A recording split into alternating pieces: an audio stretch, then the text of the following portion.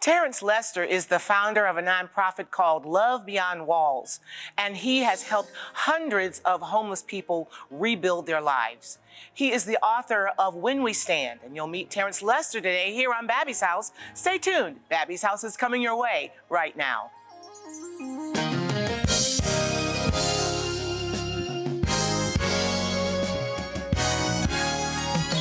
Babbie's house, Babbie's house.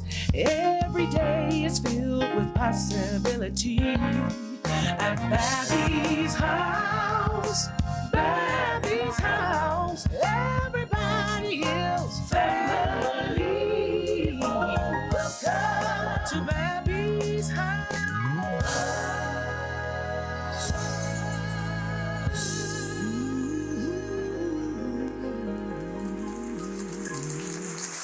Hello, everyone, and welcome to Babbie's House. I'm the host of the show, Babbie Mason, and thank you so very much for joining me today. I'm really pleased to introduce you to a young man who is an activist, and he is activating our conscience, and he is rallying people together to serve those who are on the fringes of our community, those that are hungry and homeless. And he has an amazing story, and he is the founder of Love Beyond Walls and the author of a brand new book called When We Stand. His name is Terence Lester, and you'll meet him in just a little bit. But I want to kick off today's show with a song that I think kind of will undergird our conversation. It's a song called Love Like That.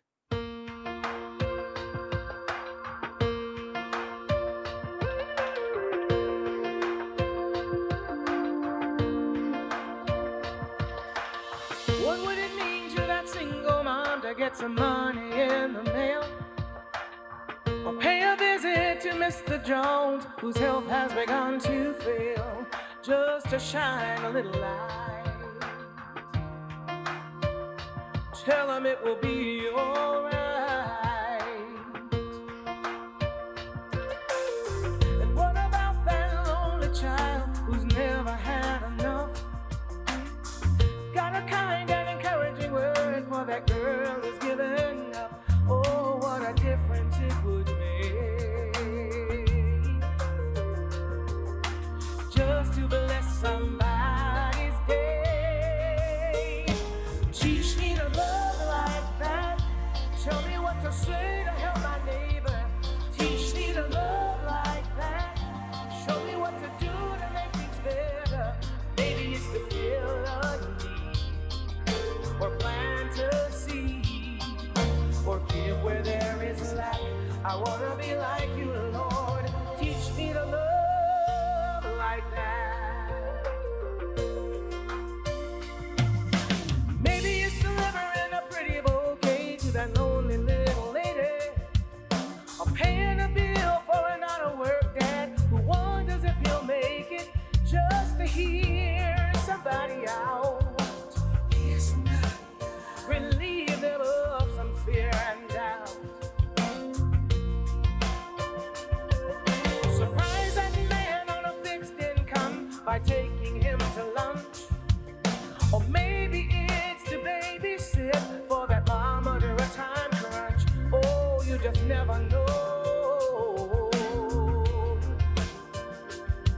how you can touch some weary soul. Teach me to love like that. Tell me what to say to help my neighbor. Teach me to love like that. Show me what to do to make things better. Maybe it's to fill a need or plant a seed or give where there is lack. I wanna be like you, Lord. Teach me to love like that. I don't just wanna see the need, but I wanna be there. Let me be the answer to someone's prayer, to someone's prayer. Teach me to love like that. Teach me to love like that. Teach me to love. Maybe I can feel a need, or maybe we can plant a seed, or give where there is lack. I wanna be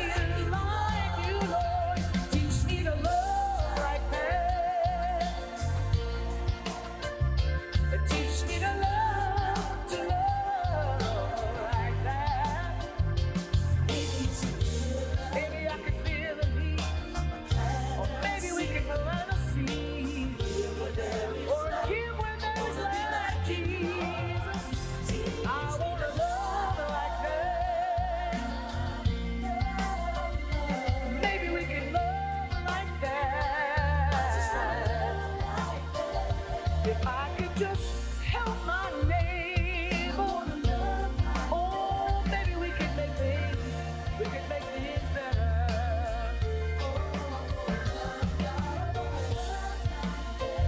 If I could just shine my little light, ooh, tell them everything will be alright. I wanna stand in the gap, so teach me, Lord, to love like that.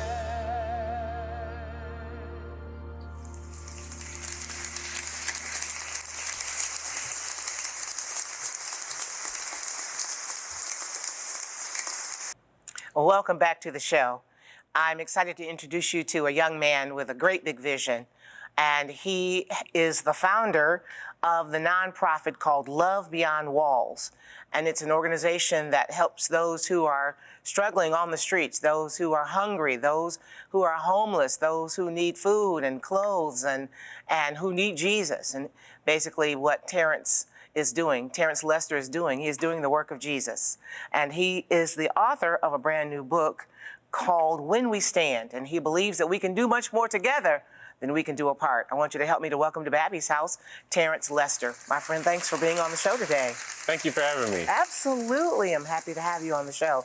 I was just doing some research and went to your website and saw your beautiful family and read about some of the work that you're doing, and it truly is an amazing vision. So tell me how Love Beyond Walls got started. Yeah, so Love Beyond Walls actually started in 2013, December.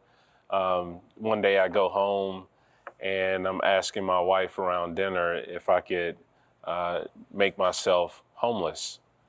And my young kids, they were younger, much younger at the time, and my wife looked at me and they were like, what are you talking about? And they didn't understand that I had been like really digging deep into relationships with individuals experiencing homelessness in the heart of the city and around the country. And I had one friend named Kurt literally challenge me because we were standing behind a building one day. There's a bunch of trash on the ground, and I was trying to offer my resources to actually get Kurt into a shelter. And he says, man, everything I own and possess is in this bag. I'll probably have to stay up all night just to protect it. My identification card is in here, my social security card is in here. And he says, and sometimes you're treated poorly by people who are working in the shelter. He says it's more comfortable behind this building than it is in the shelter. And then he says, why don't you make yourself homeless? Around that time, I was pondering the scripture, Mark 10:45, for the Son of Man did not come to be served, but to serve and give his life as a ransom for many.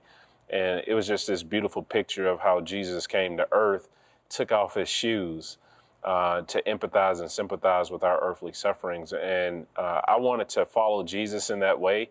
I wanted to take off my shoes of privilege, of comfort, and walk in the shoes of those that I was giving my life to serve. And long story short, my wife and my kids were dropping me off underneath a bridge in the cold of winter, days before Christmas. Everybody's like, why are you doing this before Christmas? You're crazy. You should, be spending time with your family. But they didn't understand that I was trying to model to my kids that it's more important to be a gift than to receive one.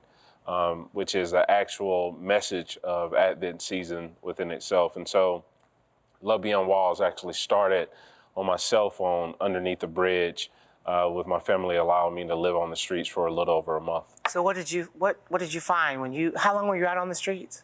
I lived on the streets for a little over a month, eating out of trash cans. I remember the first night when the community actually embraced me. I allowed them to know what I was doing.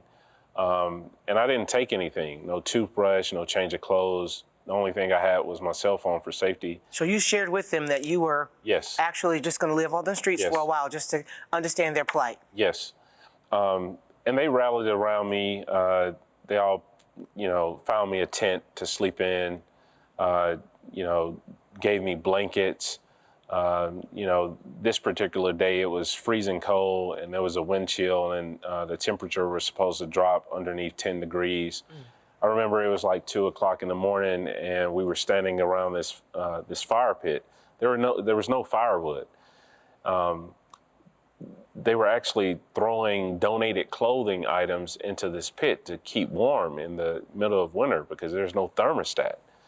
And my toes had gotten wet, my shoes had gotten wet, my socks had gotten wet. And I go over to my friend Tony and I say, man, how do you survive and make it underneath this bridge? My feet feel like popsicles. And he goes into his tent. He was a man of many words, and he comes back and he gives me his last pair of donated socks. And I have this realization that sometimes, you know, people who have less are more willing to be generous than even sometimes people who have access to access to resources and privilege. And, you know, standing on the street corners, being put out of shelters, you know, begging for dollars. I remember we got 427 no's and only 11 people gave us $1, and we were trying to get medication for one of my friends who had a terminal illness living underneath this bridge. And his life literally, you know, would have been ended had we not gotten the actual resources for him to have access to this medication. I want you to help us to understand a little bit more about the plight of those who are homeless and living on the streets. I read I think at your website, that oftentimes the homeless people feel invisible. Yeah. Because people just don't recognize them. They look past them. Talk a little bit more about that. Yeah, the invisibility of, you know, the issue of homelessness is real. You know, many people feel unseen, overlooked. I have a friend, Tyrus. He talks about the other side of fear. We all know that fear can be positive and negative. I mean, fear keeps us from, you know, danger. It alerts us, our awareness to things that could potentially harm us. But then, you know, when people fear those without an address, it does damage to their self-esteem. Like my friend Tyrus, he would say, you know, I'm a brother, I'm a father, I'm a son, I'm an uncle, I'm somebody.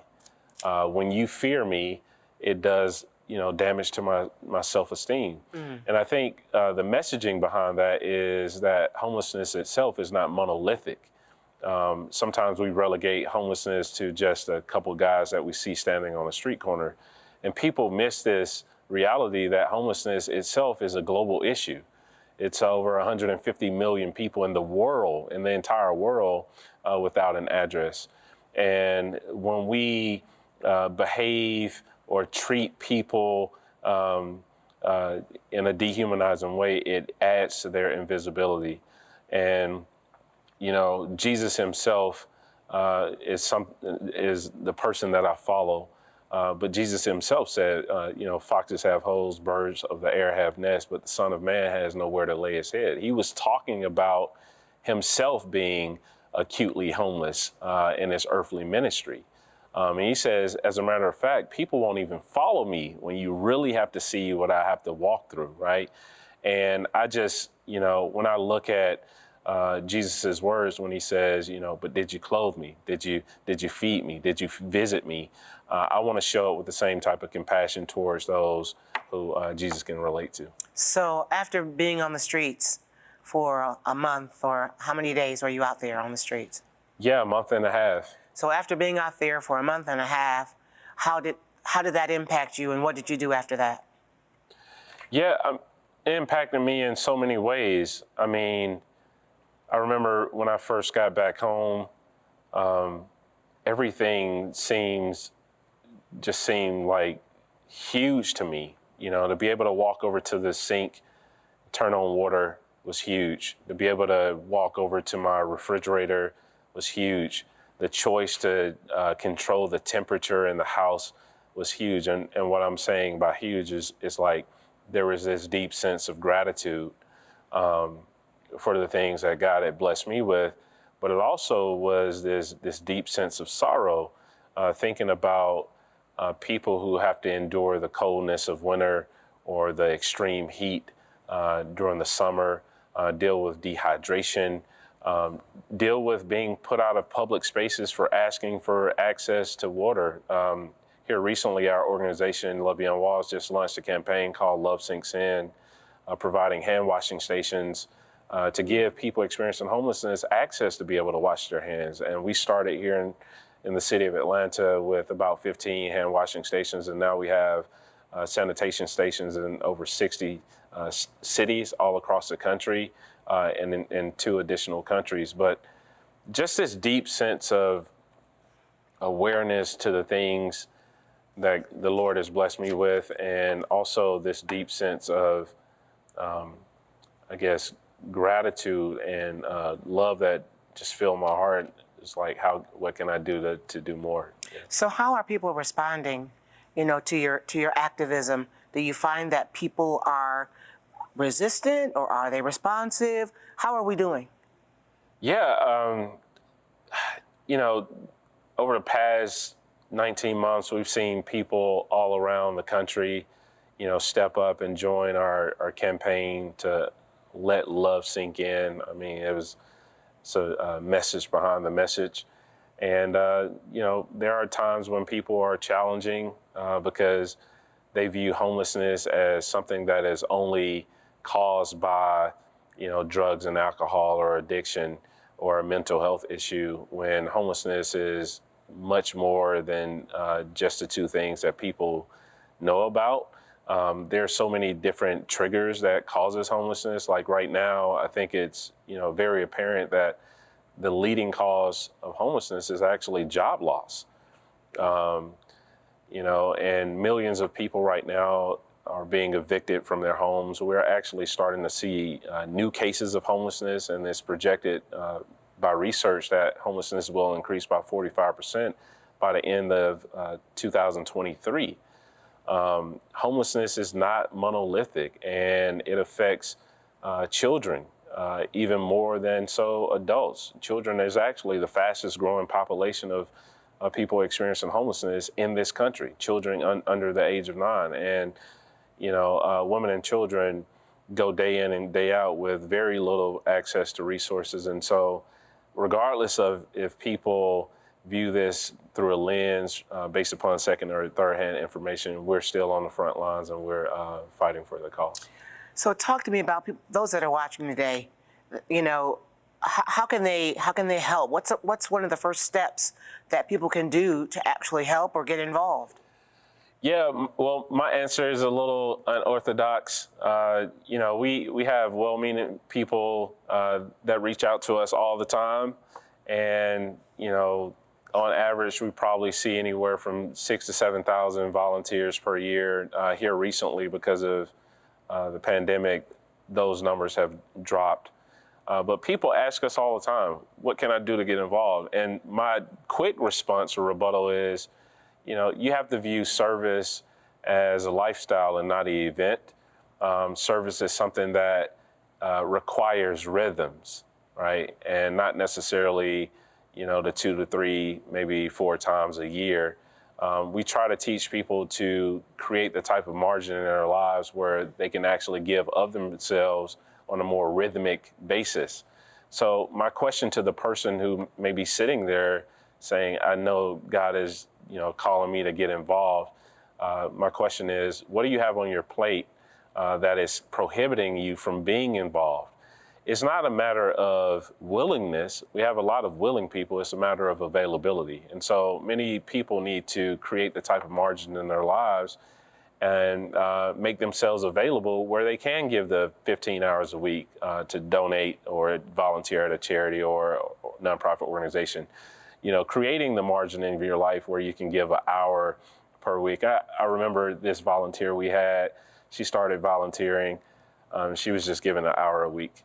She had a knack for research, and we had one community member in our organization that had been out of touch with his family for 30 years.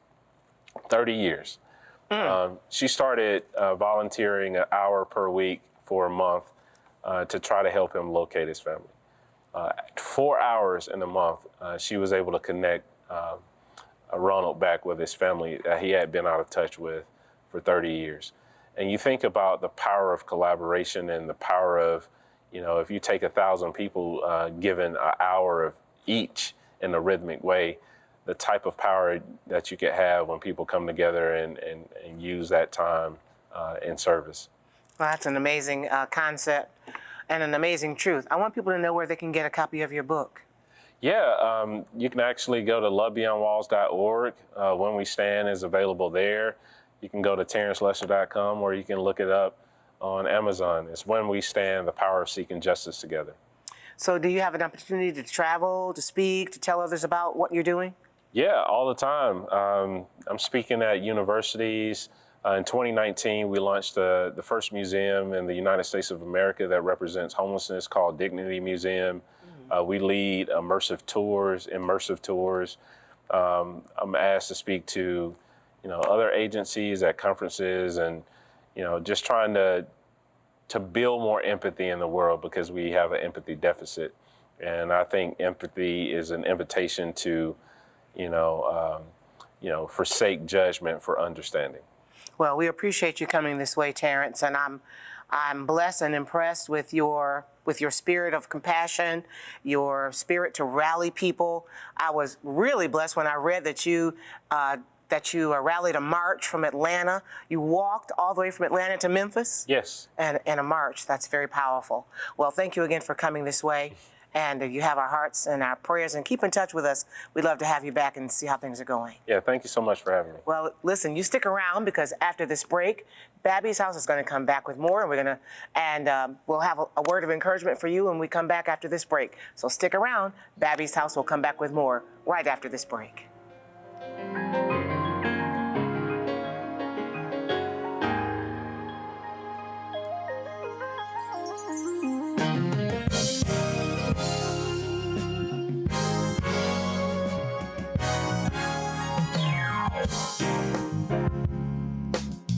Well, welcome back to the show. I hope and pray that you enjoyed that interview with Terence and with Terence Lester, and just were inspired by his amazing vision. I grew up a Baptist preacher's daughter in a small Midwestern town of Jackson, Michigan, and I used to have this concept, this idea that missionaries were certain people. They were older, single, celibate white ladies who went off to places like Zambia or Papua New Guinea and dedicated their lives to the people there, and we never heard from them or saw them again. And I have since learned that you're either a missionary or you are a mission project. And Terence is a wonderful representation of someone who has the heart and the compassion of Jesus. And I prayed, just a few years ago, when I reached a very important landmark in my faith, 50 years of walking with Jesus. And I prayed and I asked God to give me more opportunities where I could share my faith when I wasn't on stage or when I wasn't on TV or in some public forum. And when you pray a prayer like that, Jesus will take you up on it. And he has certainly taken me up on it. And he's given me amazing opportunities to share my faith. And he's taught me amazing lessons. I remember years ago when I first got started in ministry back in the late 80s, and I was asked to come to an event in another state, and my husband and I were able to get on an airplane for the very first time and fly to another state to sing. And it was in a town that was in the coast of Florida, and the host was very kind and very gracious. They happened to send a limousine to pick us up and took us to a wonderful high-rise hotel in the harbor of this beautiful city in Florida. And on the way to the hotel in the back of a limousine, my husband and I punched one another and we said, man, we could really live like this. We could love this. And when we drove onto the property of the hotel, I saw a homeless man sleeping in the landscape of the hotel. And just the juxtaposition of this thought, this whole scene of a homeless man sleeping in the flowers while there were rooms in a luxury hotel that could accommodate him. And when we got out of the limo, I went over there to where that man had been lying, and he was gone. Now, I don't know if they told him to leave or maybe he was an angel unaware. Maybe that was a lesson for me to learn. But I never forgot that day. The Lord pricked my heart and even gave me a song called Show Me How to Love, to teach me to love like Jesus. And Terence's vision today is certainly a reminder that we are the hands and the feet of Jesus. We are to love like Jesus. We are to live like Jesus and serve like Jesus. And I'm glad that Terence Lester has come our way. Well, I want you to reach out to me, if you'll do me this favor, if you'll reach out to me at my official website at Babbie.com. There at Babbie.com, you'll hear, that's my website, my official website. I have an internet radio station at the website. You can just click a Listen Live button. It's a little triangle that twirls around. Click that Listen Live button, and that will launch the internet radio station where you can hear beautiful music and encouraging words 24 hours a day.